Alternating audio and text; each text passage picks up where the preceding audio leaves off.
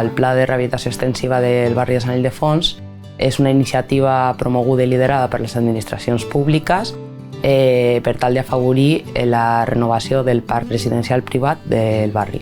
Principalment l'impulsa el Consorci Metropolità de l'Habitatge amb l'Ajuntament i també hi participen les comunitats de veïns. El pla total consisteix en 150 comunitats que serien 3.651 famílies, habitatges i locals. Actualment ens trobem en la primera fase que comprèn 49 comunitats.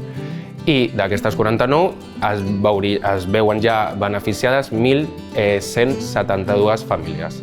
Estaríem parlant de carències que tenen a veure amb el tipus de materials que es van emplenar, que no eren de molt bona qualitat, carències a nivell tèrmic i acústic, carències a nivell espacials, perquè els habitatges tenien unes dimensions que eren bàsicament reduïdes, carències també a nivell d'accessibilitat. Jo em vaig comprar aquest pis fa uns 4 anys, més o menys, i porto al barri tota la vida, o sigui, aquest edifici m'ha vist créixer.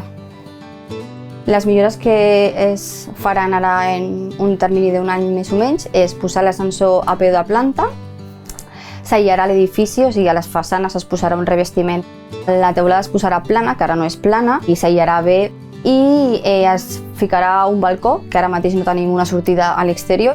El finançament principalment és de fons Next Generation.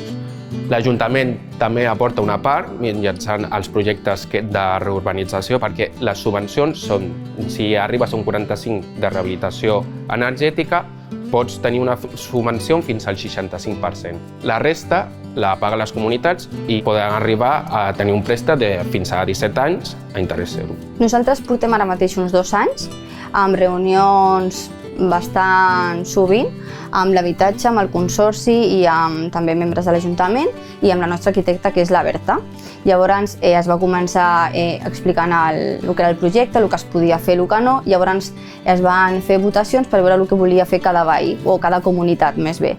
Aquest programa entra dins del Pla Directori de Sant Ildefons, que no només s'emmarca en un tema de rehabilitació extensiva, sinó que també hi ha 2 branques troncals que fan que el barri generi una comunitat i que sigui eficient. Hi ha una branca de dinamització, dels joves, de la gent, perquè sigui un barri per viure i no per dormir. I per una altra, una branca molt important és l'espai públic i la convivència. Pel que fa a la dimensió ambiental, una vegada es facin les obres, totes les comunitats hauran assolit un estalvi d'un 45%. Aleshores, això comporta que pels veïns i les veïnes sigui més fàcil tenir unes condicions de confort al seu habitatge sense tanta dependència del consum d'energia. Però a més, l'important és que des de fa 2 anys fins ara, tots els veïns de les comunitats colindants, de les 4 que estem aquí, per exemple, ara ens coneixem molts, llavors això fa que no només estiguis al barri, sinó que coneixes el barri, que és molt important. I això fa que al final el sentiment de pertinença sigui molt més gran que si no coneixes a la gent d'aquí.